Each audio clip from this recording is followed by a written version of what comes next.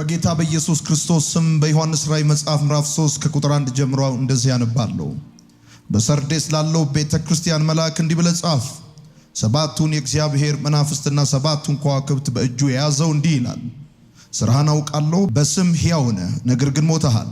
ስለዚህ ንቃ፣ ሊሞት የተቃረበውን የቀረውን ነገር አጽና። ስራህ በአምላኬ ፊት ፍጹም ሆኖ አላገኘሁትም። እንግዲህ የተቀበልከውንና የሰማኸውን አስታውስ፣ ታዘዘውም፣ ንስሐም ግባ። ባትነቃ ግን እንደ ሌባ እመጣብሃለሁ፣ በየትኛው ሰዓት እንደምመጣብህም አታውቅም። ነገር ግን ልብሳቸውን ያላሳደፉ ጥቂት ሰዎች በሰርዴስ ካንተ ጋር አሉ። እነርሱም ነጭ ልብስ ለብሰው ከኔ ጋር ይሄዳሉ፣ ይህ የሚገባቸው ነውና። ድል የሚነሳም እንደ እነርሱ ነጭ ልብስ ይለብሳል። እኔም በአባቴና በመላእክቱ ፊት እመሰክርለታለሁ፣ ስሙንም ከሕይወት መጽሐፍ አልደመስስም። መንፈስ ለአብያተ ክርስቲያናት የሚናገረውን ጆሮ ያለው ይስማ። ከፍ እናድርግ መጽሐፋችንን። እኔ የምለውን በል። እግዚአብሔር ሆይ አመሰግናለሁ፣ ቃልህን እወደዋለሁ፣ ካንተም እማራለሁ። የበዛ ሰላም፣ የማይወሰድ ደስታ፣ የድል ሕይወት ዛሬም ነገም ለዘላለም አለኝ። አሜን።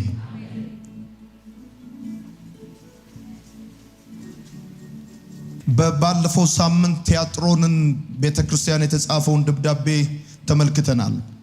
በኢትዮጵያ አዲስ ኪዳን ካህናት ቤተክርስቲያን አዲስ አበባ አጥቢያና በማርሴል ቴሌቪዥን የዮሐንስ ራእይ መጽሐፍን ከኛ ጋር የምታጠኑ ቅዱሳን የዮሐንስ ራእይ መጽሐፍ ጥናታችን ቀጥሎ በሶስተኛው ምዕራፍ በአንደኛው ቁጥር ላይ እንገኛለን። በሶስተኛው ምዕራፍ በአንደኛው ቁጥር የምንመለከተው ከጌታ ለሰርዴስ ቤተክርስቲያን የተጻፈውን ደብዳቤ ነው።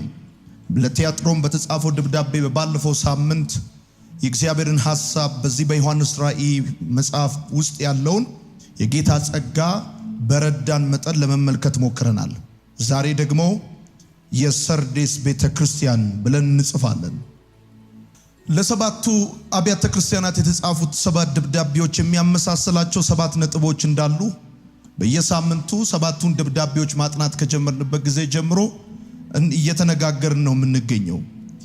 ሰባቱ ደብዳቤዎች ከሚመሳሰሉባቸው የመጀመሪያው ነጥብ ደብዳቤዎቹ መዳረሻ የሚያደርጉት የቤተ ክርስቲያኒቱን መጋቢ ነው።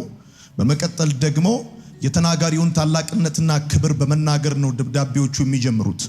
ልክ ለጴርጋሞን፣ ለኤፌሶን፣ ለቲያጥሮን እንደተጻፈው፣ ለሰርመኔስ እንደተጻፈው ደብዳቤ ለሰርዴስ የተጻፈውን ደብዳቤ የቤተ ክርስቲያኒቱን መጋቢ መዳረሻ በማድረግ ይጽፋል።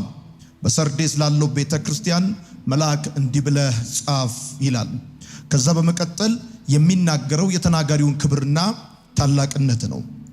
ለሰርዴስ የተጻፈውን ይህን ደብዳቤ ማጥናት ከመጀመራችን በፊት እንደተለመደው ስለ ሰርዴስ ከተማ የተወሰነ ነገር እንመለከታለን። የሰርዴስ ከተማ ከቲያጥሮን በስተደቡብ 57 ኪሎ ሜትር ርቀት ላይ ትገኛለች። ይቺ ከተማ በአንድ ወቅት የሊዲያ ግዛት ዋና ከተማ በመሆን እንዳገለገለች የታሪክ መጽሐፎች ይናገራሉ። የሰርዴስ ከተማ በመጀመሪያ በፋርሶች ከዛም በግሪኮች በመጨረሻም በሮማውያን ቅኝ ግዛት ስር እንደቆየች ማየት ይቻላል። በተለይም ደግሞ በለምለም መሬት፣ በግብርና ምርት እንደዚሁም በወርቅ ንግድ በጣም የበለጸገች ትልቅ ከተማ ነች። ከበለጸጉ ላይ ቀር ሀብታም ከሆኑ ላይ ቀር እንደ ሰርዴስ የሚባልላት በጣም ቅምጥል ከተማ ነች የሰርዴስ ከተማ። እንደዚሁም ደግሞ የሱፍ ልብስ ኢንዱስትሪ መታወቂያዋ ነው። ለሰርዴስ አማኞች የተጻፈው ይህ ደብዳቤ ድነትን ከነጭ ልብስ ጋር አገናኝቶ የሚናገረው የሱፍ ልብስ ኢንዱስትሪ በዋነኛነት በከተማው ታዋቂ ከመሆኑ ጋር ተያይዞ ነው። የዘመናዊ ገንዘብ ለመጀመሪያ ጊዜ የታተመው በሰርዴስ ከተማ ነው። እኔና እናንተ የምንገበያይበት ማለት ነው። እቺ ከተማ የንግድ መስመር የሚያልፍባትም ከተማ ነች። ለምንድነው ይሄን የምንመለከተው? ለምሳሌ ጴርጋሞን የሚለው የቃሉ ትርጉም ምንድነው ብለን ተነጋግረናል። ጋብቻ ማለት ነው። የምትጽፉ ሰዎች ሰርዴስ ማለት ቅሬታ ማለት ነው። የተረፈ ቅሬታ ማለት ነው የቃሉ ትርጉም። እና እቺ ከተማ አቋርጦ የሚያልፍ ትልቅ የንግድ መስመር ያለባት ከተማ ነች። ለምለም መሬት ያላት እንደዚሁም ደግሞ በግብርና ምርት በጣም የምትታወቅ ከፍተኛ የሆነ የወርቅ ንግድ እንቅስቃሴ የሚገኝባት የበለጸገች ከተማ ነች የሰርዴስ ከተማ። ከዛ በመቀጠል ደግሞ የተወሰነ ነገር ማየት ከተቻለ ደግሞ በአንድ ወቅት በመሬት መንቀጥቀጥ ምክንያት ጠፍታ የነበረች ከተማ ነች። የሮማው ጢባሪዮስ ቄሳር በከፍተኛ ገንዘብ በከፍተኛ ወጪ እንደገና የገነባት እንደገና የሰራት ከተማ ነች። ስለ ሰርዴስ ከተማ በጣም የምትገረሙበት ጉዳይ ምንድነው ተብሎ ከተባለ ሀብትና ገንዘብ በቀላሉ ይገኝባታል በመባል የምትታወቅ ከተማ ነች። ሰው ሀብታም ለመሆን ከፈለገ ገንዘብ ማግኘት ከፈለገ በቀላሉ ሰርዴስ ከተማ ቢሄድ ሀብታም ይሆናል ብለው ይላሉ። ነዋሪዎቿ ደግሞ በጣም የሚታወቁት በስንፍናና በቅምጥል ህይወታቸው ነው። ጻፉ። በጣም ቅምጥሎች ናቸው፣ ቄንጠኞች ናቸው።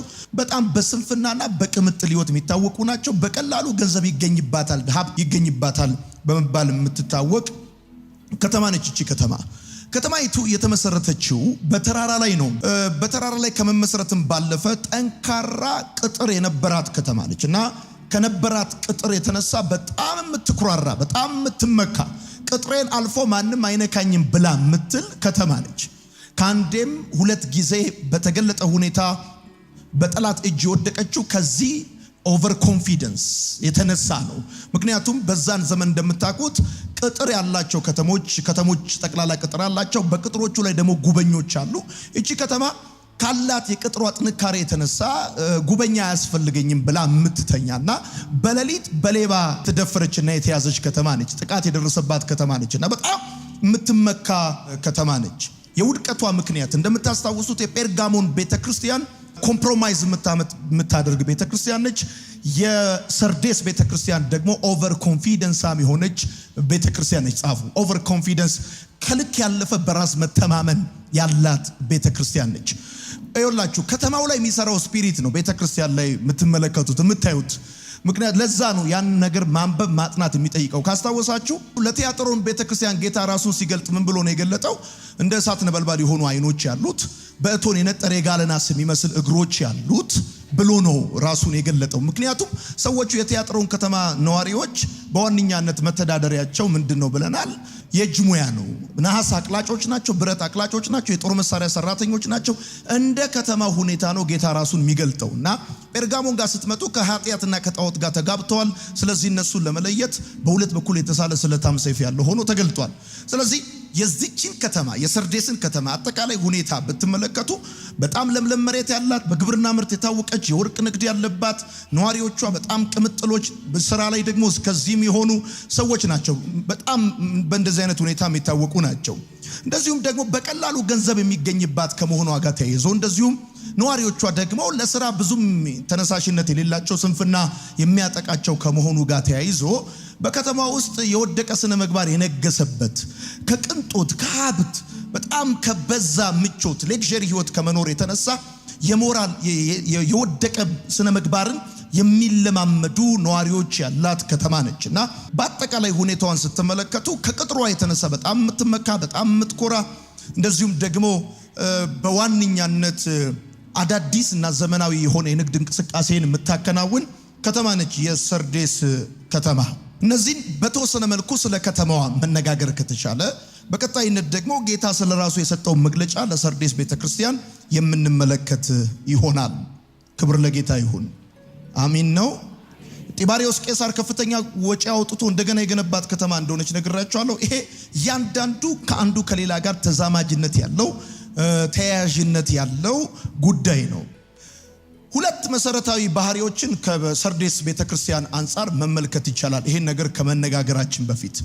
የመጀመሪያው ከሰባቱ አብያተ ክርስቲያናት መካከል ከአሕዛብም ሆነ ከአይሁዶች መከራ ያልደረሰባት ቤተክርስቲያን ይጻፉ። ምንም የደረሰባት መከራ የሌላት ቤተክርስቲያን ነች። መከራ እንደደረሰባት የሚጠቅስ ስክሪፕቸር በዚህ በዮሐንስ ራእይ መጽሐፍ ውስጥ አትመለከቱም። ብዙዎቹ መከራን ያስተናግዳሉ። የመከራው ሶርስ ደግሞ ምንድነው? አይሁዶችና አሕዛብ ናቸው። እቺ ከተማ ላይ ግን ምንም አይነት መከራ የሌለባት ከአይሁድም ሆነ ከአሕዛብ መከራን ያላስተናገደች ቤተክርስቲያን ነች። አንድ እሱ ነው። ሁለተኛው በጣም ቤዚኩ ኢምፖርታንቱ ጉዳይ ምንድነው? እቺ ቤተክርስቲያን ከሌሎቹ ሁሉ በስህተት ትምህርትና በኃጢአት ያልተወቀሰች ቤተክርስቲያን ነች። በስህተት ትምህርትና በኃጢአት ከጣዖት ጋር በመጋባት ወይም በጣዖት አምልኮ ያልተነቀፈች ወቀሳ ያልደረሰባት ቤተክርስቲያን ነች። ይሄ በጣም የሚገርመው ሁለት ባህሪዋ ነው። መከራ የለባትም። በተለይም ደግሞ ከአይሁድና ከአሕዛብ መከራ የለባትም። እንደዚሁም ደግሞ በስተት ትምህርትና በጣዖት አምልኮ ወይም በኃጢአት ያልተነቀፈችና ያልተወቀሰች ቤተክርስቲያን ነች።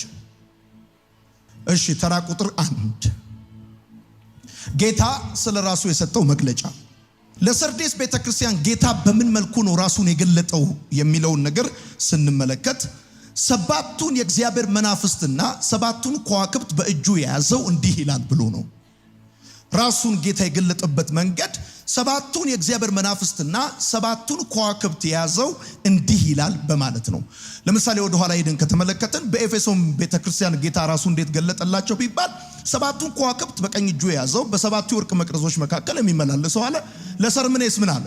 ለሰርምኔስ ደግሞ የተናገረው ምንድነው? መጀመሪያውና መጨረሻው ሞቶ የነበረው ያ የሆነው ብሎ አለ። ከዛስ ከሰርምኔስ ቀጥሎ ማንን አየ?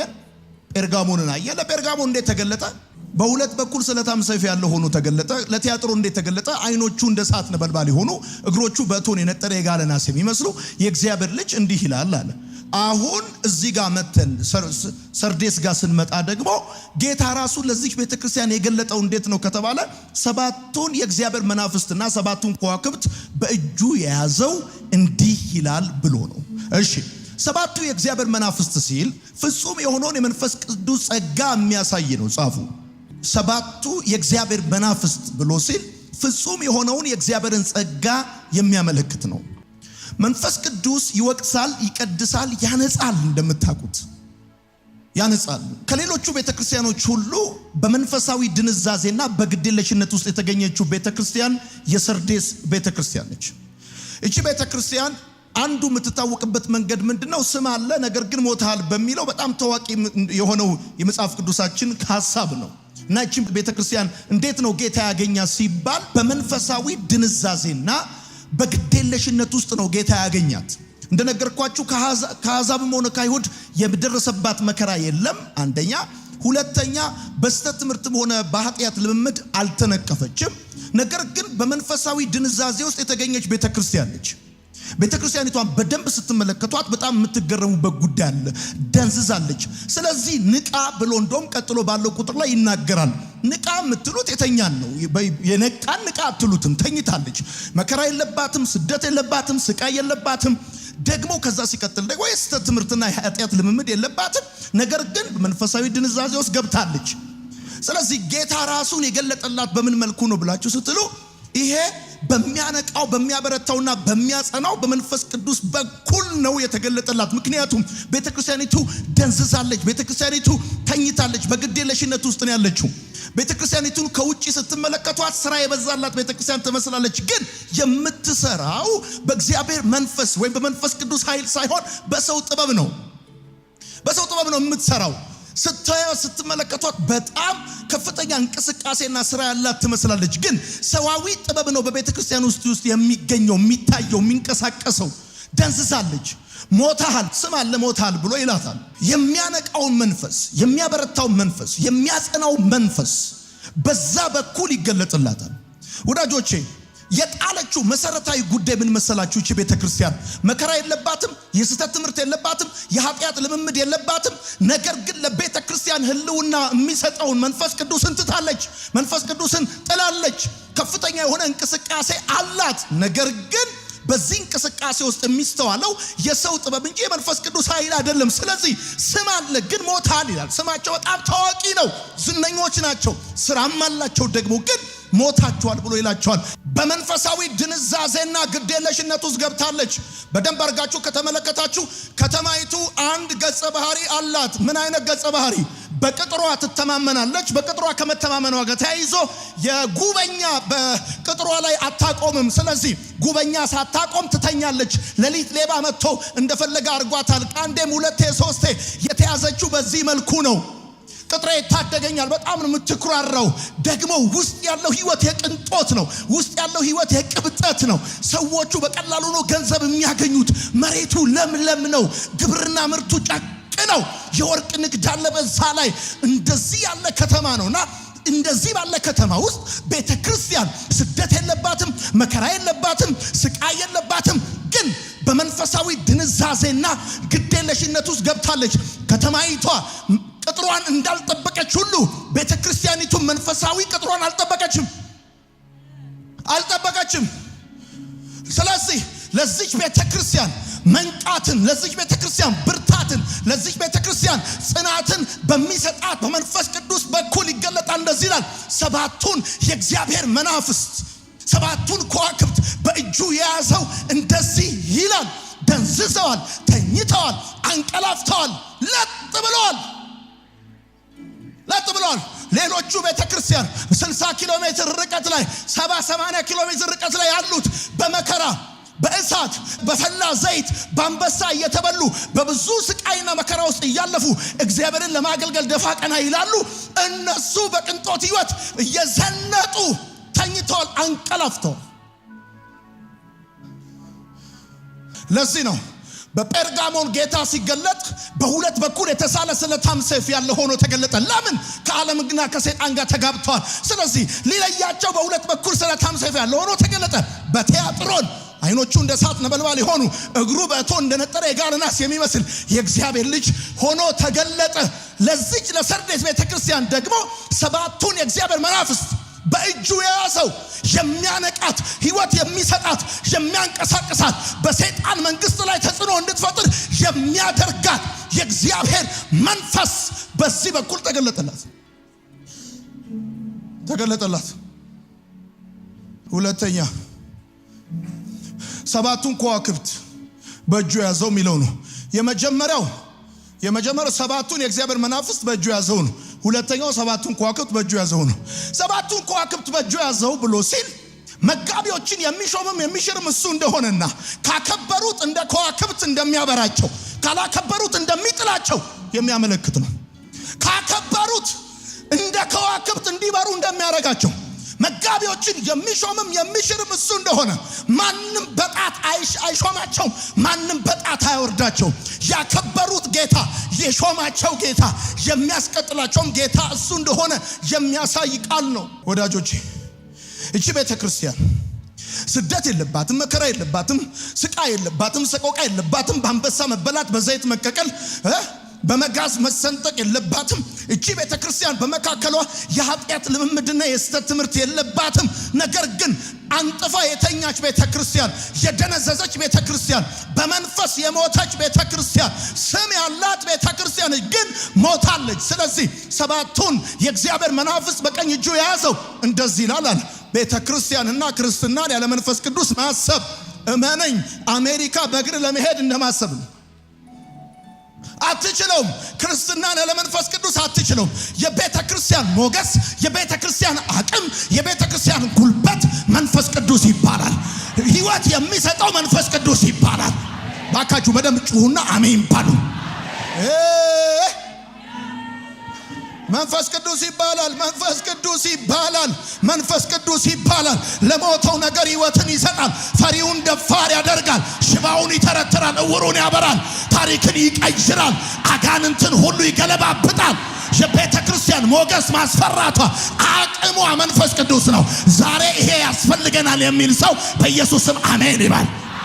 ከሰው ጥበብ ይልቅ የእግዚአብሔር ሞኝነት ይጠበባል። የሰው ችሎታ ሳይሆን የመንፈስ ቅዱስ መገኘት ለቤተ ክርስቲያን ህይወት ነው የሚል ሰው አሜን ይባላል። ታዋቂ ሰው ባይኖርም መንፈስ ቅዱስ ካለ ቤተ ክርስቲያን በኃይል ትገለጣለች። አዋቂ ሰው ባይኖርም መንፈስ ቅዱስ ካለ ቤተ ክርስቲያን የሰውን ሐሳብ ታፈርሳለች፣ የአጋንንትን መንግስት ትንዳለች። አሁን ይሄንን ነገር ስናገር ሰይጣን የሚፈልገው አንድ ጉዳይ አለ። የደነዘዘ የፈዘዘ የወደቀ ዝም ብሎ የሆነ ዝም ብሎ ፍዝዝ ያለ ነገር ይፈልጋል። በጌታ በኢየሱስ ስም በመንፈስ ቅዱስ ኃይል ትቀጣጠላላችሁ። በመንፈስ ቅዱስ ኃይል ትቀጣጠላላችሁ። እንደገና ያ እሳት በቤታችሁ ይነዳል። እንደገና ያ እሳት በምድራችን ይነዳል። ወንጌል ያለ መንፈስ ቅዱስ ጉልበት የለውም፣ ኃይል የለውም። ከመንፈስ ቅዱስ ጋር ሲሆን ነው ጫካውን የሚበላ እሳት የሚሆነው፣ አጋንንትን የሚገለብጥ ጉልበት የሚኖረው። ሰባቱን ከዋክብት በእጆቹ ያዘዋል። ምን ማለት ነው? መጋቢዎቹን የሚሾመውም የሚሽረውም እሱ ነው። መሾምና መሻር ብቻ አይደለም፣ ካከበሩት እንደ ከዋክብት እንዲበሩ ያደርጋቸዋል። ዛሬም በዚህ መካከል በየዘመናቱ እግዚአብሔርን ያከበሩ ሰዎች እመነኝ ተራ ሰው መሆን አይችሉም። እግዚአብሔርን ያከበሩ ሰዎች በጨለማው ላይ እንደ ከዋክብት ያበራሉ። በማይደረስበት ከፍታ እግዚአብሔር ስሙ ያወጣቸዋል። የሚያከብሩኝን አከብራለሁ አለ። ዛሬ በጌታ በኢየሱስ ስም ጸለይኩላችሁ። አድራሻችሁ ከታች ነበረ፣ ከላይ ይሆናል። እዚህ ነበረ፣ ሌላ ቦታ ይሆናል። የመንፈስ ቅዱስ እሳት በቤታችሁ ይነዳል።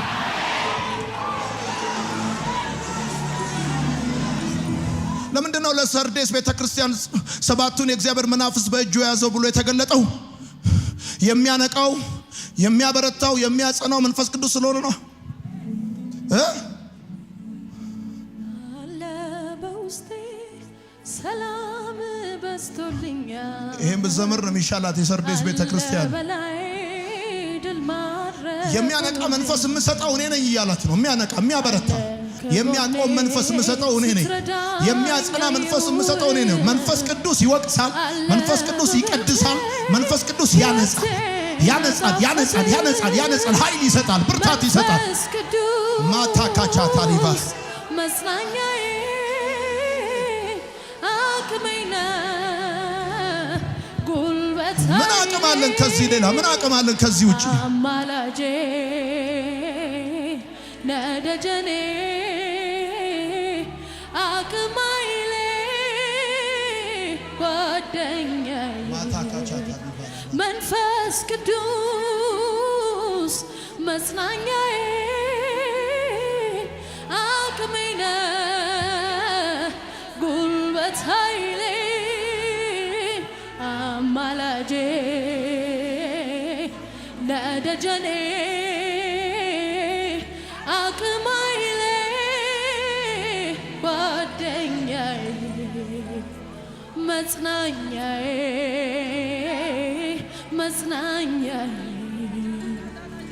መበርቻዬ መበርቻዬ።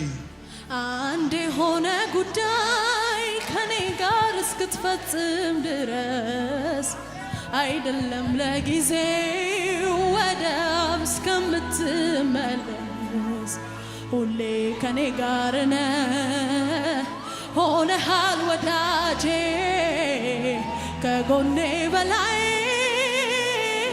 በውስጤ በደጄ አንድ የሆነ ጉዳይ ከኔ ጋር እስክትፈጽም ድረስ አይደለም ለጊዜው ወደ አብ እስከምትመለስ ሁሌ ከኔ ጋር ነህ ሆነሃል ወዳጄ በውስጤ በላይ ከጎኔ ከደጄ። ጌታ ይባረክ። አሜን ነው። አሜን በሉስት። ሁለተኛ የመጀመሪያው ጌታ ስለራሱ የሰጠው መግለጫ ነው። ለሰርዴስ ቤተክርስቲያን ስለራሱ የሰጠው መግለጫ ሰባቱን የእግዚአብሔር መናፍስትና ሰባቱን ከዋክብት በእጁ የያዘው ነው። ምክንያቱም ነግሬያቸዋለሁ፣ ምን ማለት እንደሆነ ነግሬያቸዋለሁ። ሁለተኛ ስራህን አውቃለሁ ብላችሁ ጻፉ። ስራህን አውቃለሁ። ስም አለ፣ ነገር ግን ሞታል። የሰርዴስ ቤተክርስቲያን የተመሰገነችበት ጉዳይ በጣም ጥቂት ነው። ከሌሎቹ አንጻር ስትመለከቱት አማኞቹ በአደገኛ ሁኔታ ውስጥ ነው ያሉት። በስም የታወቁ ናቸው፣ በመንፈስ ግን ዝለው ሞተዋል። በሚመለከታቸው ሳይሆን በማይመለከታቸው ጉዳይ ገብተዋል። ክርስትናቸው ስም እንጂ ስራ የለውም። የሚገርመው በስተት ትምህርት እና በኃጢአት ልምምድ አይነቀፉም፣ ነገር ግን መንፈሳዊያን አይደሉም፣ ልማዳውያን ናቸው። ጻፉ። በስተት ትምህርትና በኃጢአት ልምምድ አይነቀፉም፣ ነገር ግን መንፈሳዊያን አይደሉም፣ ልማዳውያን ናቸው። የሰርዴስ ቤተክርስቲያን አማኞች ልማዳውያን ናቸው። የልማድ ክርስትና ነው የሚያንቀሳቅሱት፣ የልማድ ክርስትና ነው የሚያራምዱት። አንድ ዛፍ ተብሎ መቆሙ ብቻውን ዋጋ የለውም፣ ፍሬ ማፍራት አለበት። እንደዚሁም አንድ ክርስቲያን መባሉ ብቻውን ትርጉም የለውም፣ ክርስትናው በስራ መገለጥ አለበት። ስራህን አውቃለሁ አለ፣ ስም አለ አለ፣ ሞተሃል አለ። ምን ማለት ነው? የሰርዴስ ቤተክርስቲያን አማኞች የሚገኙበት ሁኔታ በጣም አደገኛ ነው። ሰዎቹ ስም አላቸው፣ ስማቸው ይታወቃል፣ ነገር ግን በመንፈስ ዝለው ሞተዋል። ደግሞ እሱ ብቻ አይደለም፣ ክርስትናቸው ስም እንጂ ስራ የለውም። እንደዚሁም የሚመለከታቸውን ጉዳይ ውስጥ ሳይሆን የማይመለከታቸው ጉዳይ ውስጥ ነው ያሉ ሰዎቹ። ወዳጆቼ በስተት ትምህርትና በኃጢአት ልምምድ አልተነቀፉም፣ መከራና ስደት የለባቸውም፣ ነገር ግን መንፈሳዊያን አይደሉም፣ ልማዳውያን ናቸው ሰዎቹ። እንደነገርኳችሁ ነው። ዛፍ ተብሎ ዝም ብሎ መቆሙ ምን ትርጉም አለው? ፍሬ ካላፈራ። ክርስቲያን ተብሎ መጠራቱ ምን ትርጉም አለው? ክርስትናው በስራ ካልተገለጠ። ስለዚህ ጌታ ያሉበትን ሁኔታ ኤክስፕሌን የሚያደርግላቸው በምን መንገድ መሰላችሁ? ሳይቤሌ በመባል የምትታወቅ በዛ ከተማ የምትገኝ አንድ ጣዖት ነበረች፣ ለሙታን ሕይወትን ትሰጣለች የምትባል። ሞትና ትንሣኤ በዛ ከተማ በስፋት የሚነገር ትምህርት ነው። ስለዚህ ለነሱ አዲስ ጉዳይ አይደለም። ስም አለ ነገር ግን ሞታል ብሎ ሲላቸው ከሳይቤሌ ከምትባለው ጣዖት የተነሳ ሞትና ትንሣኤ በየቀኑ እዛ ከተማ ንግግር ነው፣ ወሬ ነው። ሙታንን ታስነሳለች ብሎ ያምናሉ።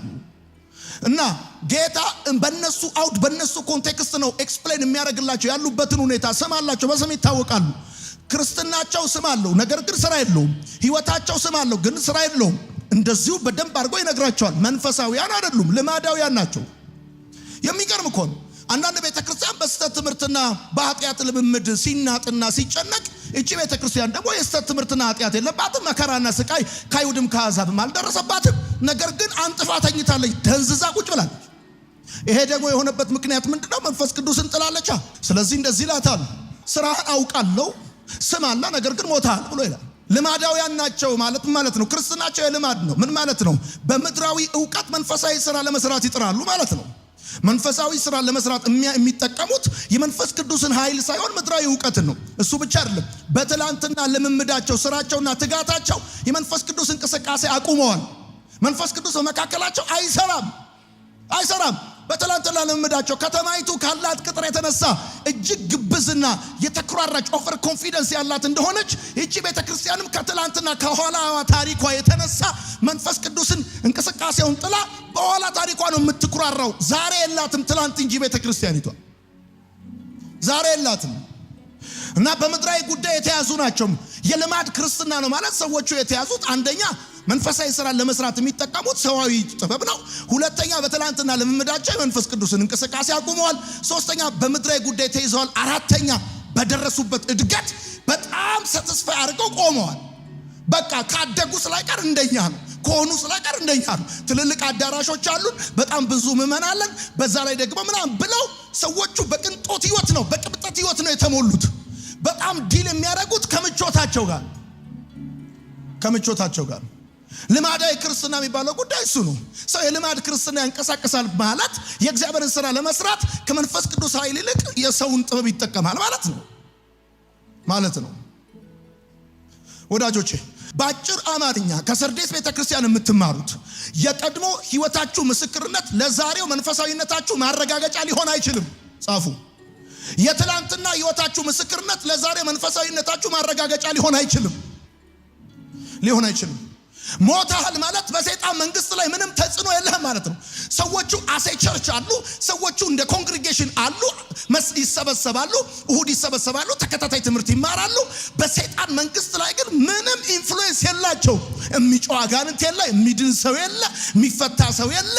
እንዲሁ ብቻ ስርዓት መድገም፣ ልማት መድገም፣ እሁድ መምጣት፣ እሁድ መሄድ። ሰው ከነሸክሙ ይመጣል፣ ከነሸክሙ ይመለሳል፣ ከነጥያቄው ይመጣል፣ ከነጥያቄው ይሄዳል። የሚጠቀሙት ሰዋዊ ጥበብ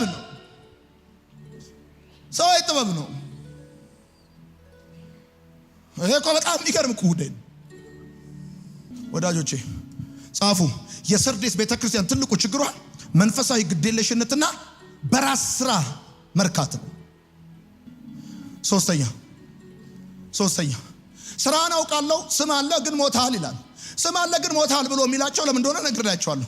ሳይቤሌ ተብላ የምትጠራው ጣዖት በዛ ከተማ ሙታንን ታስነሳለች። ስለዚህ ሞትና ትንሣኤ እዛ ከተማ በሰፊው የሚሰጥ ትምህርት ነው። ለነሱ አዲስ ጉዳይ አይደለም። ባሉበት ሁኔታ በነሱ ነባራዊ በነሱ አውድ ስም አለ ግን ሞታል ይላቸዋል። ሶስተኛ ስለዚህ ንቃ ይላቸዋል። አሁን ሶስተኛ ላይ ይመጣና 6 መሰረታዊ ነገር ይነግራቸዋል። ስም አለ፣ ስራህን አውቃለሁ፣ ስም አለ ነገር ግን ሞታል ካለ በኋላ ስለዚህ ንቃ። ንቃት የግዴለሽነት ተቃራኒ ነው። ከተማይቱ ከአንድ 3 ጊዜ በጠላቶች እጅ ወደቀችው በነበራት ኦቨር ኮንፊደንስ እና በራሷ ቅጥር ከመመካቷ ጋር በተገናኘ ነበረ። at the same time እቺ ቤተክርስቲያን በማይመለከታት ጉዳይ ውስጥ የገባች ቤተክርስቲያን ነች። ንቃ ከተኛበት ተነሳ ይላችሁ። መንቃት ብቻ አይደለም፣ ቀጥላችሁ ጻፉ። ለሞት የተቃረበውን አጽና። ሊሞቱ ያሉ ደግሞ አሉ እዛ መካከል። ለሞት የተቃረበውን አጽና ይላችሁ። ይሄ እኮ የሚገርም ጉዳይ እኮ። ለሞት የተቃረበውን አጽና። የመንፈሳዊ ሞት ምክንያቶች እኮ 1 3 4 ልንገራችሁ። ለምሳሌ ራስን እንደ ጻድቅ መቁጠር ነው። በጣም ራሱን እንደ ጻድቅ መቁጠር ማለት በክርስቶስ ኢየሱስ የተደረገላችሁን ጽድቅ መቁጠር ማለት ሳይሆን በጣም ራስን ድክመት አልባ፣ ስተት አልባ፣ ኃጢአት አልባ፣ ማንም ኃጢአት የለብኝም ብሎ ቢል ራሱን ያስታል እንደሚል መጽሐፍ። ሰው መንፈሳዊ ሞት ከሚሞትበት አንዱ ምክንያት ራሱን እንደ ጻድቅ መቁጠር ነው። ሁለተኛው ምክንያት ምንም አያስፈልገኝም ብሎ ያስባሉ። የሰርዴስ ቤተክርስቲያን አማኞች ራሳቸው እንደ ጻድቅ ይቆጥራሉ። ምንም አያስፈልገኝም ብሎ ያስባሉ። ከሌላው እንሻላለን ይላሉ። መንፈሳዊ ግብዝነት ውስጥ ገብተዋል። ከሌላው እንሻላለን፣ ከቲያትሮ እንሻላለን፣ ከጴርጋሞ እንሻላለን፣ እዚህ አንዳንድ አካባቢ ካሉ ቸርቾች እንሻላለን። እንዴት ሲባል አንደኛ የስተት ትምህርት የለብንም፣ ሁለተኛ የኃጢአት ልምምድ የለብንም። እዛ ነው ዱርዬ ጠቅላላ የዱርዬ ስብስብ ነው ይላሉ እና ራሳቸው እንደ ጻድቅ ይቆጥራሉ። ምንም እንደማያስፈልጋቸው አድርገው ይመካሉ። ከሌላ ሰው እንደሚሻሉ አድርገው ይኩራራሉ። ከዚህ የተነሳ በመንፈሳዊ ግብዝነት ገብተዋል። የግብዝነት ክፋቱ ደግሞ ሰው ሲሞት መሞቱን ሳያቅ መሞቱ ነው። ጻፉ። የመንፈሳዊ ግብዝነት አደገኛነቱ ስትሞቱ መሞታችሁን ሳታውቁ መሞታችሁ ነው። ስለዚህ ብሎ ይነግራቸዋል። አሁን ስራን አውቃለሁ፣ ስም አለ፣ ነገር ግን ሞታል ካለ በኋላ ስለዚህ ንቃ። ከዛስ ለሞት የተቃረቡትን አጽናቸው። በሶስተኛ ደረጃ የሰማውንና የተቀበልከውን አስታውስ። የሰማውንና የተቀበልከውን ገና ያኔ ጌታን ስትቀበል የነበረን ትጋት፣ ጉጉት፣ ፍቅር፣ ጸሎት በጣም ታላቅ ነበረ። ሰው እንዴት ያኔ መጀመሪያ መነሻ ላይ የነበረውን ጉጉት፣ ትጋት፣ ጸሎት፣ ፍቅር እንዴት ማስታወስ ያቅተዋል? አስታውስ። የሰማውን እውነት አስታውስ። የዳንክበትን እውነት አስታውስ። ከዛስ ያኔ ገና ክርስትና ስትጀምር በምን አይነት መነሳሳት፣ በምን አይነት ትጋት፣ በምን አይነት ፍቅር፣ በምን አይነት ጸሎት፣ በምን አይነት የመጽሐፍ ቅዱስ ንባብ ከፍተኛ እንቅስቃሴ ውስጥ እንደነበር ካስታውስ። ይሄን ካለ በኋላ ቀጥሎ እንደዚህ ይላል። በአራተኛ ደረጃ ታዘዘው። ያን የሰማኸውን ያንን የተቀበልከውን ታዘዘው ማለት በቅንፍ ጠብቀው ማለት ነው። ጠብቀው። የመጀመሪያውን ፍቅር፣ የመጀመሪያውን ጉጉትና ትጋት፣ ጸሎት ጠብቀው። አስጠብቆ መኖር በጣም ኢምፖርታንት ነው። ዛሬ ብዙ ሰዎች በከፍተኛ ትጋት፣ ጸሎት፣ ጉጉት የጀመሩትን ክርስትና ያንን ጉጉታቸውን፣ ፍቅራቸውን፣ ትጋታቸውን ማስጠበቅ ስላልቻሉ ጥለውታል። ዕውቀት ሲጨምሩ እምነት ቀንሰዋል። ጊዜ ሲጨምሩ ትጋት ቀንሰዋል። ዲግሪና ማስተርስ ዲፕሎማ ይዘዋል። ሉቃስ ወንጌል የቱ ጋር እንደሆነ ሳያውቁ በመንፈስ ቅዱስ ተሞልተው ከተማ ላይ ታክሲ ውስጥ ነበር አጋንንት የሚጮኸው። አሁን ሃንዳውት ሲያነቡ፣ አሁን ኮሜንተሪ ሲያገላብጡ ሰዎቹ ዕውቀት ጨምረው እምነት ቀንሰዋል። ጠብቀው፣ እምነትን ጠብቀው፣ እምነትን፣ ፍቅርህን ጠብቀው፣ ጉጉትን፣ መነሳሳትን ጠብቀው።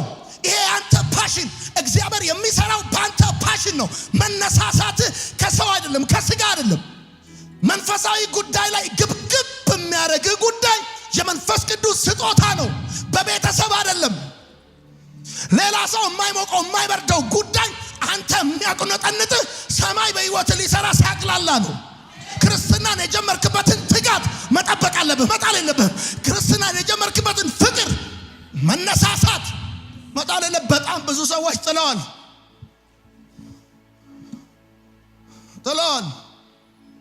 ለመጣል ደግሞ ምክንያት አላቸው። ጻፉ። ዕውቀት ሲጨምሩ እምነት ቀንሰዋል። ጻፉ። ዕውቀት ስትጨምር እምነት አትቀንስ።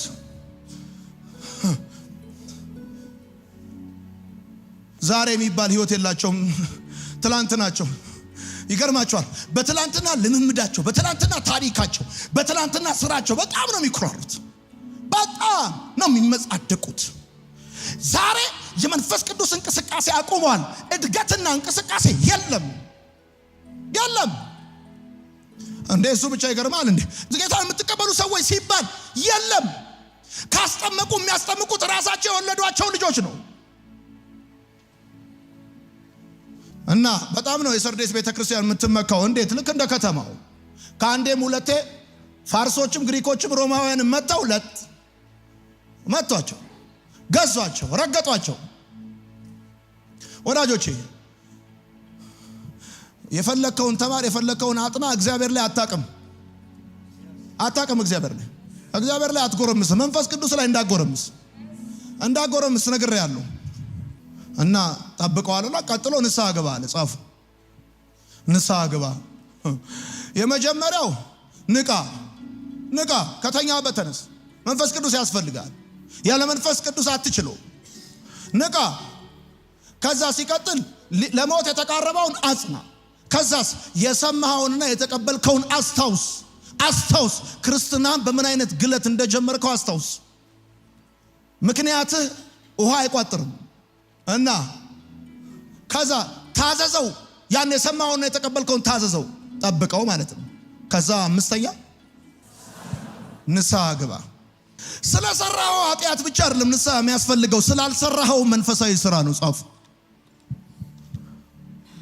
ንስሐ መግባት ያለብህ ስለሰራኸው ኃጢአት ብቻ አይደለም፣ ስላልሰራኸው መንፈሳዊ ስራ ነው። እቺ ቤተክርስቲያን የምትነቀፍበት ኃጢአት የላትም፣ የምትነቀፍበት የስተት ትምህርት የላትም።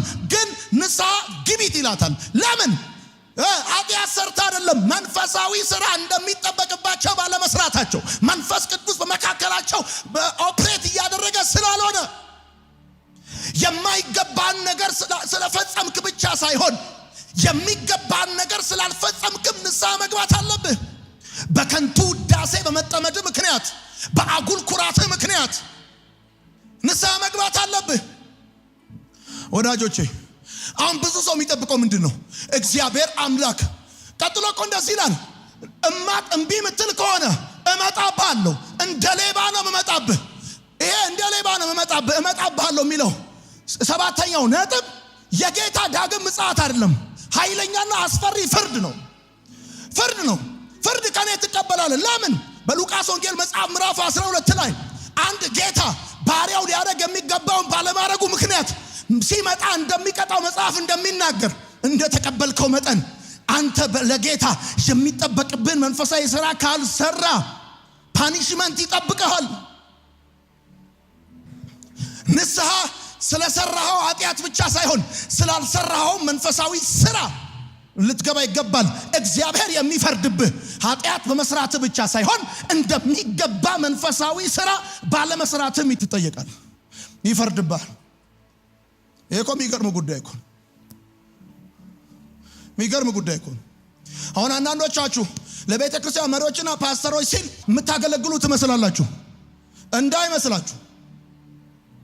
እንዳይመስላችሁ። ማገልገል ስትችሉ ባለማገልገላችሁ፣ መስራት ስትችሉ ባለመስራታችሁ፣ መመስከር ስትችሉ ባለመመስከራችሁ፣ ለእግዚአብሔር ጉዳይ ለመንፈሳዊ ጉዳይ ኮሚትድ መሆን ሲገባችሁ ባለመሆናችሁ ትጠየቃላችሁ። ኃጢአት በመስራት ብቻ ሳይሆን እግዚአብሔር የሚፈርድብህ መንፈሳዊ ስራ ባለመስራትም ይፈርድብሃል። ከገባ እና እቺ ቤተክርስቲያን በየትኛው ኃጢአት ነው የተከሰሰችው? በየትኛው የሐሰት ትምህርት ነው የተከሰሰችው? ኖ የሐሰት ትምህርት፣ ኖ የኃጢአት ልምምድ። ግን ንስሐ ግባ ይላል። ጻፉ። ንስሐ የሚያስፈልገው በኃጢአት ለወደቁ ሰዎች ብቻ አይደለም። አለበለዚያ እንደ ሌባ እመጣብሃለሁ ይላል። አንተ እመጣብሃለሁ፣ አሰራም፣ አታገለግልም፣ ከመንፈስ ቅዱስ ጋር አትሮጥም። እመጣብሃለሁ እንደ ሌባ እመጣብሃለሁ ማለት ድንገት እመጣብሃለሁ፣ ጊዜውን አታውቀውም፣ መጥቼ እቀጣሃለሁ። ዳግም ምጽአት አይደለም፣ ፍርድ ነው ይሄ። ጻፉ። ዳግም ምጽአት አይደለም፣ ፍርድ ነው። ቀስቃሽ አያስፈልገውም። ፍርዱን የሚያስብ ሰው መንፈሳዊ ስራ አለመስራት ያስጠይቃል። የእግዚአብሔርን መንግስት አለማገልገል ያስጠይቃል። ተጠቅመ ነፃ ወጥተ ተፈተ ከአጋንንት ጽራት አምልጠ ላንተ የበራልህን ብርሃን ለሌላው ልታበራ ሲገባ ዋጋ ላለመክፈል ቅምጥል ህይወት ለመኖር ያስጠይቃቸዋል። ከዛ እንደዚህ ያለ አራተኛ ነገር ግን ልብሳቸውን ያላሳደፉ ጥቂት ሰዎች በሰርዴስ ካንተ ጋር አሉ። በዘመናት መካከል ራሱን ያለ ምስክርነት የማይተው እግዚአብሔር እናንተ በደንብ አድርጋችሁ ከሰማችሁ ይሁኝ ነኝ። በጴርጋሞንና በቲያጥሮን ችግሩ ምንድነው? በጴርጋሞንና በቲያጥሮን አብዛኛው ህዝብ ጤነኛ ነው፣ ጥቂቱ በሽተኛ ነው። በሰርዴስ ደግሞ አብዛኛው ህዝብ በሽተኛ ነው፣ ጥቂቱ ነው ጤነኛ። ጻፉ። በጴርጋሞንና በቲያጥሮን ቤተክርስቲያን አብዛኛው ህዝብ ጤነኛ ነው፣ ጥቂቱ ነው በሽተኛ። የኤልዛቤልን ትምህርት የሚከተሉ ሰዎች በመካከላችሁ አሉ። ጥቂት ሰዎች ሰርዴስ ጋር ግን ስትመጡ እንደዚህ አለ። ነገር ግን አለ ልብሳቸውን ያላሳደፉ ጥቂት ሰዎች በሰርዴስ ካንተ ጋር አሉ። እነዚህን አለ ነጭ ልብስ ለብሰው ከኔ ጋር ይሄዳሉ፣ ይገባቸዋልና። ከኔ ጋር ነጭ ልብስ ለብሰው ይሄዳሉ። ወዳጆቼ የልብስ ማደፍ ጻፉ ኃጢአት የመስራት ምሳሌ ነው። የልብስ ማደፍ ኃጢአት የመስራት ምሳሌ ነው። በዘካርያስ መጽሐፍ ምዕራፍ 3 ከቁጥር 3 እስከ 5 ስታነቡ ነብዩ ጥምጣሙ ቆሽሾ እንደነበረ አድፎ እንደነበረ እንደሚናገር ካስታወሳችሁ የጠፋው ልጅ ወደ አባቱ ሲመለስ አባቱ ያለው ትዝ ይላችኋል። አባቱ ያለው ፈጥናችሁ ከሁሉ የሚሻለው ልብስ አልብሱት። ጻፉ። ነጭ ልብስ የድል ልብስ ነው። ነገር ግን በመካከላችሁ ልብሳቸውን ያላሳደፉ ጥቂት ሰዎች በሰርዴስ ካንተ ጋር አሉ። ነጭ ልብስ ለብሰው ከኔ ጋር ይሄዳሉ፣ ይገባቸዋል። ነጭ ልብስ የድል ልብስ ነው። ጻፉ እንዲህ ብላችሁ ከኔ ጋር ይሄዳሉ ማለት ዓለምን ያሸንፋሉ ማለት። ዓለምን ያሸንፋሉ። በመንፈስ ቅዱስ እየተቀጣጠሉ በሰርዴስ ቤተክርስቲያን በከፍተኛ ግለት ውስጥ ያሉ ያኔ መጀመሪያ የጀመሩበትን ትጋት የመጀመሪያ የጀመሩበትን ጉጉት ጸሎትና ፍቅር አስጠብቀው ይሄዱ ያሉ ዓለምን ያሸንፋሉ። ሰው ከመንፈስ ቅዱስ ጋር ዓለምን ያሸንፋል። አይሸነፉም። ጌታ በብርሃን ሲያርግ እንዳያችሁት ልክ እንደዛ ማለት ከኔ ጋር አሉ። ነጭ ልብስ ለብሰው ከኔ ጋር ይሄዳሉ። ጥቂት ናቸዋል፣ ትንሽ ናቸዋል። አምስተኛ እና የመጨረሻ ይኸውላችሁ የሰርዴስ ቤተክርስቲያን በአጭር አማርኛ የልማድ ክርስትና ምሳሌ ነች። ልማዳዊ ክርስትና ነው። በቃ ድል ለነሳ አለ ሁለት ነገር እንደነርሱ ነጭ ልብስ ይለብሳል። እንደነሱ ነጭ ልብስ ይለብሳል። እኔም በአባቴና በመላእክቱ ፊት እመሰክርለታለሁ፣ ከሕይወት መጽሐፍም አልደመስሰውም። ጻፉ ሶስቱም እንደነሱ ነጭ ልብስ ይለብሳል። በነቢዩኝ እኔን አሁን በሰርዴስ ይኸውላችሁ ይሄ ሐሳብ ከገባችሁ በቃ ሌላውን ተውት። በሰርዴስ ያሉ ቅዱሳኖች በቁጥር ጥቂት ናቸው፣ እምነታቸውን የጠበቁ ነገር ግን ልብሳቸውን ያላሳደፉ ጥቂት ሰዎች ካንተ ጋር በሰርዴስ አሉ ብሎ እንዳለው ኦኬ ድል ለነሳው ብሎ ይናገራል። አሁን እነዚህ ሰዎች ድል ለነሳው ብሎ የሚላቸው ከማን ጋር ታግለው ነው ድል የሚነሱት? ከማን ጋር ታግለው ነው? መከራና ስጋ የለባቸውም። አንደኛ።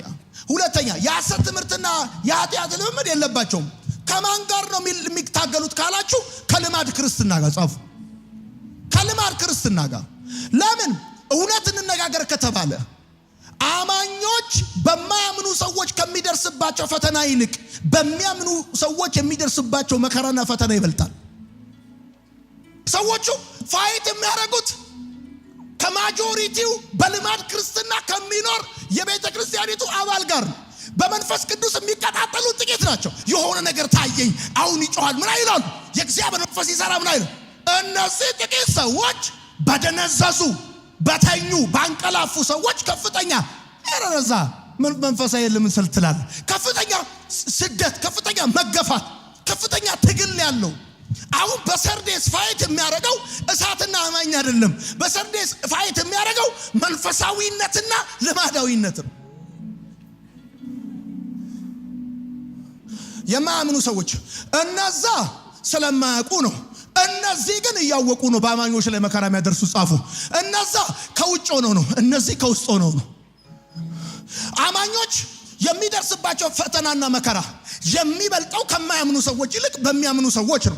ለምን ሲባል የሚያምኑ ሰዎች ከማያምኑ ሰዎች የሚለያቸው የማያምኑ ሰዎች ስለማያውቁ ነው በሚያምኑ ሰዎች ላይ መከራ የሚያመጡት። የሚያምኑ ሰዎች ግን ጥቅስ እየጠቀሱ ነው። ጥቅስ እየጠቀሱ የማያምኑ ሰዎች ከውጭ ሆነው ነው መከራ የሚያመጡት። የሚያምኑ ሰዎች ከውስጥ ሆነው ነው መከራ የሚያመጡት። ድል ለነሳው መንፈሳዊነትን ላልተወ አሁንም በመንፈስ ቅዱስ ለሚቀጣጠል በዘመናት መካከል ወንጌልን ለፍጥረት የሰበኩና ሺዎችን ወደ እግዚአብሔር መንግስት የጨመሩ ሰዎች በመንፈስ ቅዱስ የሚያምኑ ከመንፈስ ቅዱስ ጋር የሰሩ ሰዎች ናቸው። እና እንደዚህ ያለ ከነሱ ጋር ነጭ ልብስ ትለብሳለህ። ድል ለነሳው ማለት በልማድ ክርስትና ውስጥ ያላችሁ ሰዎች ይሄን የልማድ ክርስትና የእግዚአብሔር መንፈሳዊ ሥራ በፍጥረታዊ አይምሮ ለመስራት ከምታረጉት ከዚህ ልምምዳችሁ ወጣችሁ በትላንትና ትጋታችሁ ተመክታችሁ ከመንፈስ ቅዱስ እንቅስቃሴ የጎደላችሁ ሰዎች ወደ መንፈስ ቅዱስ እንቅስቃሴ ከመጣችሁ አሁን ከነዚህ ጥቂት ከሚባሉ ሰዎች ጋር አብራችሁ ነጭ ልብስ ትለብሳላችሁ ማለት ዓለምን ታሸንፋላችሁ፣ ዓለምን ትደበላልቃላችሁ፣ ዓለም ላይ ድል ግልጽ የሆነ ተጽዕኖ ታመጣላችሁ። ከዛ እንደዚህ አለ፣ እኔም በአባቴና በመላእክቱ ፊት እመሰክርለታለሁ። ኑ እናንተ አባቴ ብሩካን ዓለም ሳይፈጠር ለእናንተ የተዘጋጀውን መንግስት ውረሱ ማቴዎስ 25:24 ተብሎ እንደተጻፈ እመሰክርላችኋለሁ። በአባቴና በመላእክቱ ፊት እመሰክርላችኋለሁ። ሶስተኛ ከህይወት መጽሐፍ አልደመስሰውም አለ። የህይወት መጽሐፍ ይሄ መጽሐፍ የህይወት መጽሐፍ የሚለው ጻፉ። የህይወት መጽሐፍ የሚለው እግዚአብሔር የልጆቹን ሥራ እንደማይረሳ የሚያመለክት ነው። ድል ለነሳው ከህይወት መጽሐፍ ላይ አልደመስሰውም አለ። ምን ማለት ነው? የተጻፈን ነገር እንደማትረሱት እንደማይረሳ ልክ እንደዛ እግዚአብሔር የልጆቹን ሥራ አይረሳም። አንድ እሱ ነው። ሁለተኛ በመጽሐፍ የተጻፈ ከዘመን ዘመን እንደሚሻገር በመንፈስ ቅዱስ የተቀጣጠሉ ሰዎች ዘመን አይሽራቸውም ማለት ነው። ዘመን አይሽራቸውም። ጻፏ ዘመን አይሽራቸውም። ወዳጆቼ ቢሊግራምንም ይኸው ቦንኬንም ይኸው በዘመናት መካከል በእኛ ትውልድ እንኳን በዚህ በቅርቡ ሴንቹሪ እንኳን ያልተረሱና አህጉር የሚያቋርጥ ኢንፍሉዌንስ የፈጠሩ ሰዎች በመንፈስ ቅዱስ እንቅስቃሴ የሚታወቁ ሰዎች ናቸው። ከመንፈስ ቅዱስ ጋር የሰሩ ሰዎች ዘመን አይሽራቸውም። ከመንፈስ ቅዱስ ጋር የሰሩ ሰዎች ኮንቲኔንት አይገድባቸውም፣ አልደመሰሰውም። በመጽሐፍ የተጻፈ ከዘመን ወደ ዘመን እንደሚሸጋገር በመንፈስ ቅዱስ የሚቀጣጠሉ ከድንዛዜ ወጥተው በመንፈስ ቅዱስ እሳት ውስጥ ያሉ እነዚህ ሰዎች ከዘመን ዘመን ይሻገራሉ። ሳይበርዱ ይሻገራሉ። እንደ ተጽዕኖአቸው ይሻገራሉ። በኃይል ይሻገራሉ። በድል ይሻገራሉ። በክብር ይሻገራሉ። ዛሬ ማታ እንደዚህ ጸለይኩላችሁ። የዚህን ቀን መንፈስ እንደዚህ ተቀበሉ። የመንፈስ ቅዱስ እሳት በኢየሱስም በእናንተ ላይ ነደደ ይሆን። በደም ጩሁና አሜን በሉ። ሳይረሱም እስከ ዛሬ ድረስ ያው ተጽዕኖ የፈጠሩ ሰዎች ከመንፈስ ቅዱስ ጋር የእግዚአብሔርን እውነት ያበሩ ሰዎች ናቸው። የእግዚአብሔርን እውነት የገለጡ ሰዎች ናቸው።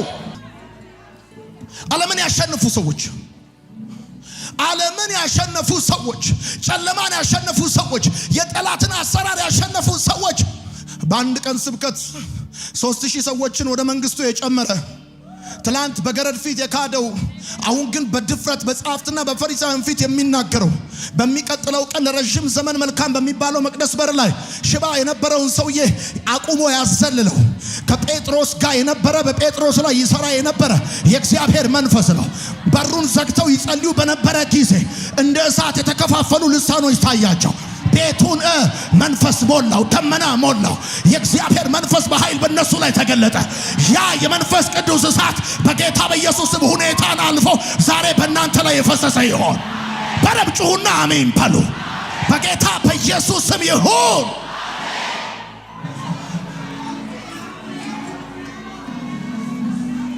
በጣም ኢምፖርታንት ነው። ሆሊ ስፒሪት አንተ በጣም ኢምፖርታንት ነው።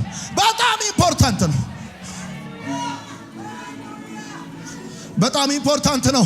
ያንን ቀራጭ ሌዊ የሚባለውን ማቴዎስን ከቀራጭነቱ ከዛ ከኃጢአተኝነቱ አምጥቶ መጽሐፍ ያጻፈው ሆሊ ስፒሪት ይባላል። ጳውሎስን መንገድ ላይ አግኝቶ አይኑ ላይ የነበረውን ቅርፊት ጥሎለት ከዛ በኋላ ጥላው የሚፈውስ ጨርቁ የሚፈውስ ያደረገው መንፈስ ቅዱስ ይባላል። መንፈስ ቅዱስ የቤተ ክርስቲያን የልብ ትርታ ነው። መንፈስ ቅዱስ የወንጌል የልብ ትርታ ነው። የደም ስር ነው።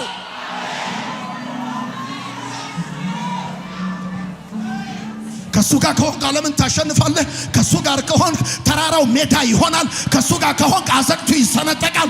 ከሱ ጋር ከሆንክ ከዘመን ዘመን ትሻገራለህ። ወይኔ በደንብ አርግና አሜን በለኝ። አንድ ሰሞን ያበሩ የሆነ ሰሞን የጠፉ ሰዎች አሉ። እነዛ ሰዎች ከመንፈስ ቅዱስ ጋር ስላልነበሩ ነው። ከመንፈስ ቅዱስ ጋር የነበሩ ሰዎች ዛሬም ያበራሉ፣ ነገም ያበራሉ፣ ከነገ ወዲያም ይፈራሉ፣ በክብር ይቀጥላሉ። ያስፈልገኛል የሚል አንድ ሰው አሜን ይባል። መንፈስ ቅዱስ ይባል። ባለም ጩና መንፈስ ቅዱስ ባሉ።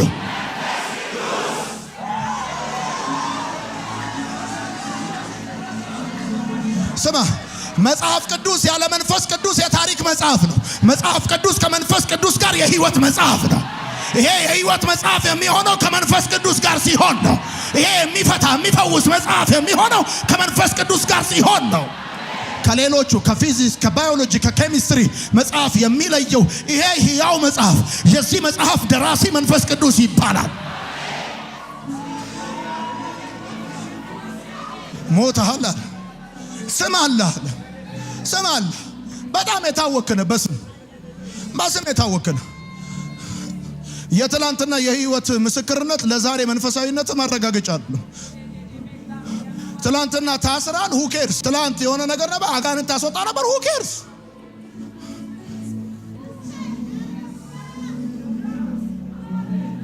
አንዳንድ ጉዳዮች ላይ ለምሳሌ ኃጢአት፣ የስተት ትምህርት ምናምን ሲባል ኮንሺየስ እንደምትሆኑት ሁሉ መንፈላችሁ ጌታ ለሰባቱ ቤተክርስቲያን ደብዳቤ ሲጽፍ በኃጢአትና በስተት ትምህርት ልምምድ ውስጥ ያሉ ሰዎችንም እፈርድባቸዋለሁ፣ መጣለሁ፣ ቀጣቸዋለሁ እንዳለ ሁሉ የስተት ትምህርት ያለያዙትንና የኃጢአት ልምምድ ውስጥ የሌሉ ግን መንፈስ ቅዱስን የጣሉትንም እመጣባቸዋለሁ። ምክንያቱም ስራዬን በመንፈስ ቅዱስ ኃይል ሳይሆን በሰው ጥበብ ለመስራት እያሰባችሁ እመጣባቸዋለሁ። ቤተክርስቲያንም ኦና ባዶ አድርገዋል፣ ሽባ አድርገዋል፣ እመጣባቸዋለሁ። ከሌላው የሚለየን የሚሰራ መንፈስ በመካከላችን ስላለ የተሰበሰብነው ለቀብር አይደለም። የተሰበሰብነው የሆኑ ሰዎች ለመዳን አይደለም። ሕያው የሆነ መንፈስ በመካከላችን ስላለ በረም ጩሁና አሜን ባሉ። በጌታ በኢየሱስም ታክሲ ውስጥ ግባ፣ ቤት ግባ፣ መንገድ ላይ ሂድ። ያ የትላንቱ ያ የጠዋቱ ያኔ ጌታን ስትቀበል በአንተ ላይ የነበረው ትጋትና መነሳሳት በኃይል ይፈሳል። በረም ጩሁና አሜን ባሉ። እጆቹን ላነሳ ሰው ጸልያለሁ። የትላንትና ልምምዳችሁን የሚያስጥላችሁ ስውር እጅ የተመታ ይሆን። ፍቅራችሁን የሚያስጥላችሁ የተመታ ይሆን። ትጋታችሁን የሚያስጥላችሁ የተመታ ይሆን። በኢየሱስ ስም የተመታ ይሆን። የጸሎት ሕይወታችሁን የሚያስጥላችሁ የተመታ ይሆን። በኢየሱስ ስም ይመታ።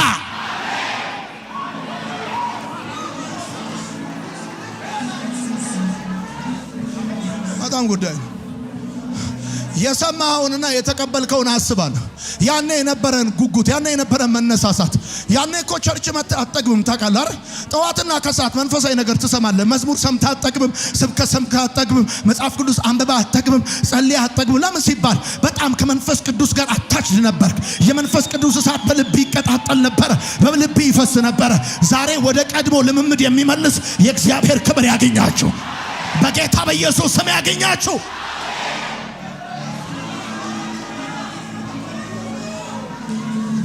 ያለ መንፈስ ቅዱስ እንዴት እንሆናለን? ያለ ህልውናው እንዴት እንሆናለን? ያለ ክብሩ እንዴት እንሆናለን? በመንፈሳዊ ድንዛዜና በግዴለሽነት ውስጥ ገብተዋል። ስርዓት ልናሟላ አይደለም የምንሰበሰበው። መንፈስ ቅዱስ በኃይል ኦፕሬት ማድረግ ቢጀምር በመካከላችን የኛን ፕሮቶኮል ፕሮሲጀር ትተን እንደዚህ ነው መሆን የሚጀምረው። ጌታ ምስክሬ ነው። ሁሉ ሰው በመንፈስ ቅዱስ እሳት ልቡ ይቀልጣል። የእግዚአብሔር እሳት በኃይል ይነዳል። እሺ አሜን በሉት። ሰዎች ከስራታቸው ይፈታሉ። ቀንበር ይሰበራል። ጨለማ ይገፈፋል። ብዙ ሰዎች ወደ እግዚአብሔር መንግስት ይጨመራሉ። በኢየሱስ ስም ይጨመራሉ።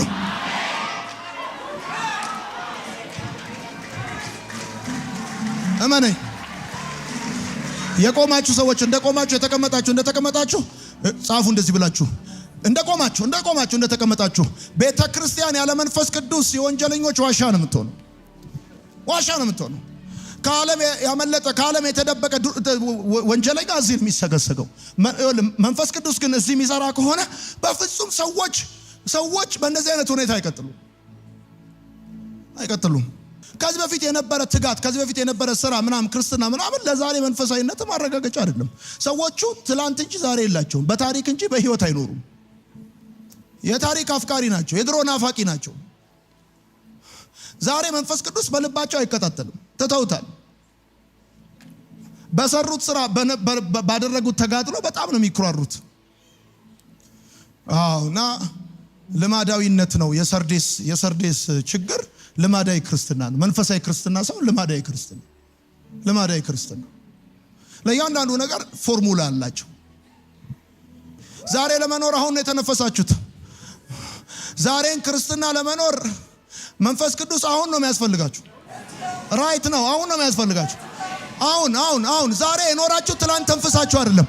ትላንት በነበረው ልምምዳችሁ፣ ትላንት በነበረው አታችመንታችሁ አይደለም ክርስትና የምትኖሩ። ዛሬ አሁን ራይት ነው። ከመንፈስ ቅዱስ ጋር ባላችሁ ኢንቲሜሲ ነው ክርስትና ልትኖሩት የምትችሉት። አለበለዚያ ክርስትና ራሱ ያለ መንፈስ ቅዱስ ቦሪንግ ነው የሚሆንባችሁ። ምን ሊነካችሁ እንደሆነ አላቅም። ሊነካችሁ እንደሆነ የቆመውን ልምምዳችሁን ሊያንቀሳቅሰው እንደሆነ ሊነካችሁ እንደሆነ አላቅም። መንፈስ ቅዱስ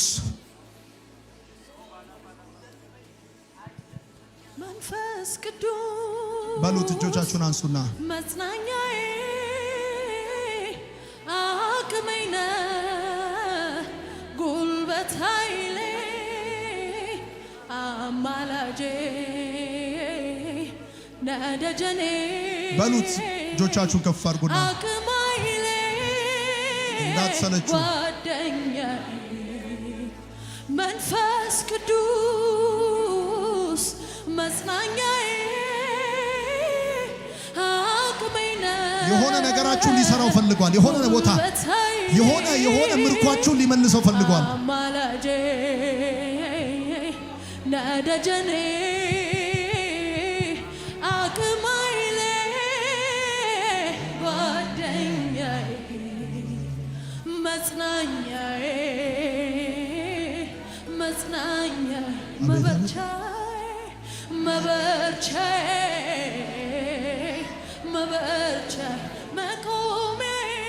መቆሚያዬ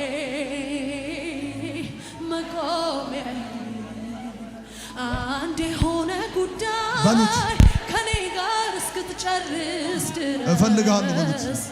አይደለም ለጊዜው ወደ አብ እስከምትመለስ ሁሌ ከኔ ጋር ነህ ሆነሃል ወዳጄ በውስጤ በላይ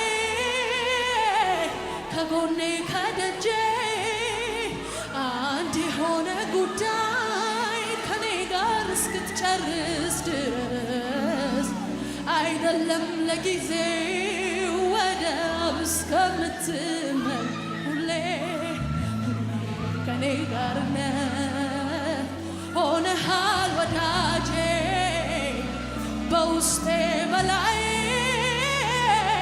ከጎኔ ከደጄ መንፈስ ቅዱስ መጽናኛዬ አቅሜ ነህ ጉልበት ኃይሌ አማላጄ ነደጀኔ ስሜን መኖር እፈልጋለሁ። ስሜን መኖር እፈልጋለሁ። መንፈስ ቅዱስ መጽናኛዬ አቅሜ ነህ ጉልበት ኃይሌ አማላጄ ነደጀኔ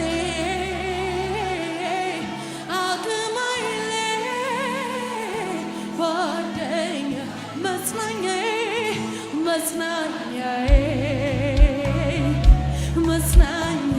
መበርቻዬ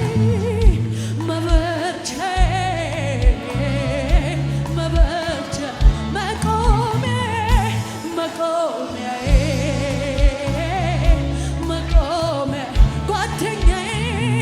ጓደኛዬ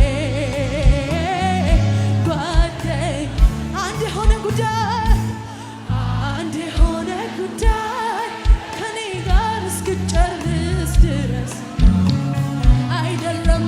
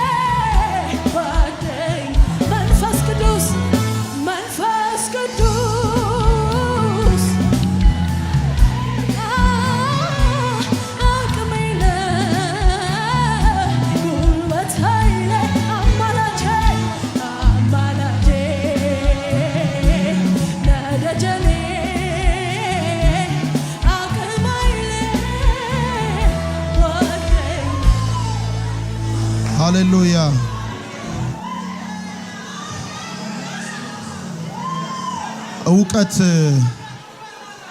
እውቀት ጨምረው እምነት ከሚያስጥሏችሁ ሰዎች ተጠንቀቁ።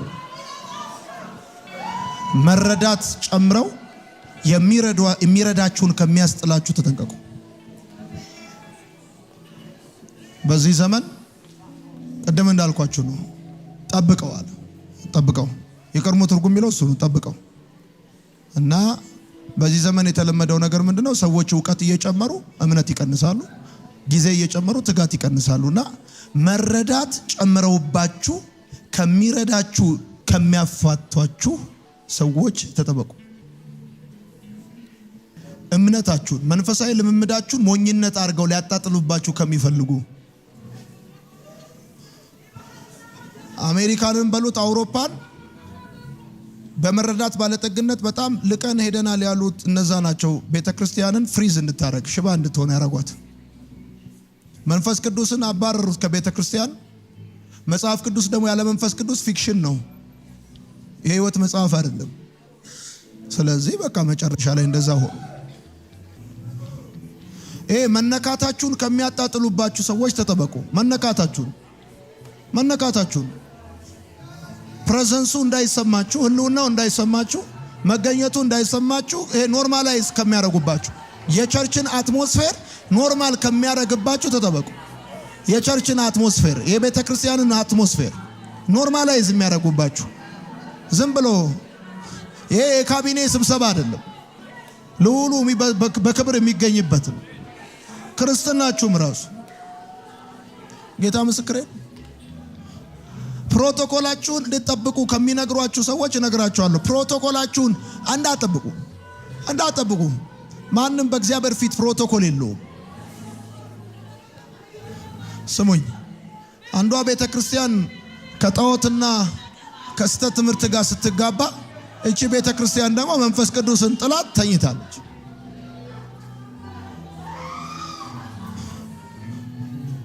ጥሩ ነው፣ ተከታታይ ትምህርት ጥሩ ነው። እኔም አስተምራቸዋለሁ። ከትምህርት ወደ ትምህርት ያለ መንፈስ ቅዱስ ግን ዝም ብሎ ድካም ነው። ኢቭን ክርስትናን መኖር የምንችልበትን አቅም ራሱ ኢነርጂ የምናገኘው ከመንፈስ ቅዱስ ነው።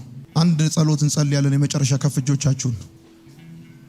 ለሰርዴስ ቤተክርስቲያን እንደተናገርካት ጌታ ሆይ ንስሐ ግባ እንዳልክ ስለሰራነው ኃጢአት ብቻ ሳይሆን መስራት ሲጠበቅብን ስላልሰራነው መንፈሳዊ ስራ ምሕረት እንድታረግልን እንጸልያለን።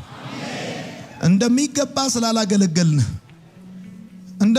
ስላላገለገልን ጌታው በመጣ ጊዜ ከባሪያው በሚጠብቀው ልክ ሳያደርግ ቢያገኝ ይቀጣዋል እንደሚል ሉቃስ ወንጌል። ካንተ በተቀበልነው ምሕረት ልክ ስላላገለገልን፣ ካንተ በተቀበልነው ደግነት ልክ፣ ህይወት ልክ፣ ክብር ልክ ስላላገለገልን፣ ገና አላገለገልንም። አገልግለን ልባችን ሙልቅ ብሏል፣ አላገለገልንም። መንፈሳዊ ስራ ስላልሰራን ምሕረት እንድታረግልን እንጸልያለን።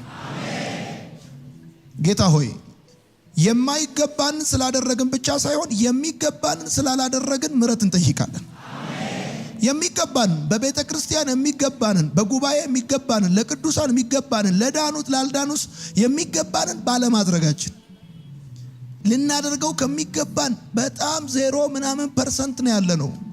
ይሄ ብቻ አይደለም ጌታ ሆይ የተገባን ልናደርገው የተገባን ምሕረት እንለምናለን። አንተ እንደምትፈልገው በምትፈልገው ልክ መለቀቅ እንድንችል ጸጋ እንዲበዛልን እንጸልያለን። ጌታ ሆይ አድነን።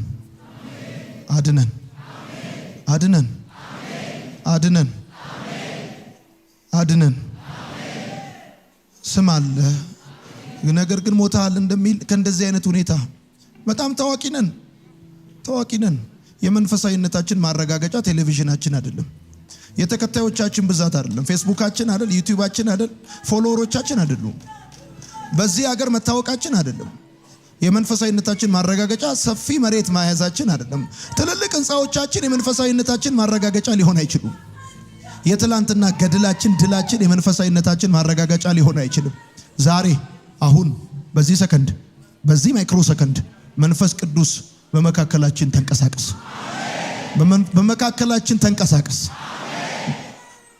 አንዱንም መሰባሰባችንን ያለ መንፈስ እንዳይሆን እንጸልያለን። አንዱም መሰባሰባችን ያለ ህልውና እንዳይሆን እንጸልያለን። አንዱም መሰባሰባችን፣ አንዱም አገልግሎታችን፣ አንዱም ህይወታችን፣ አንዱም ውሏችን፣ አንዱም እንቅስቃሴያችን ያለ አንተ ህልውና እንዳይሆን እንጸልያለን። በመንፈስ ሙላን፣ ሙላን፣ ሙላን። ስማችንን እንኑረው። በኢየሱስ ስም ስላስተማርከን ስላሳየህን እናመሰግናለን፣ እንባርካለን። ካንተ ጋር ይሆኑ ከመንፈስ ጋር ይሆኑ ዘመን ተሻጋሪ ይሆናሉ ስላልከን እናመሰግናለን። ክብር ላንተ ይሁን ጌታ ሆይ። በኢየሱስ ስም ጸልያለሁ። ፍጥረት ወደዚህ እንዲሰበሰብ ምንም የምናረገው ቴክኒክ ታክቲክ የለንም። ምንም የምናረገው መገኘት ብቻ፣ ህልውና መንፈስ ብቻ ለሰው መልስ ነው። እኔ ለሁሉ መልስ መስጠት አልችልም።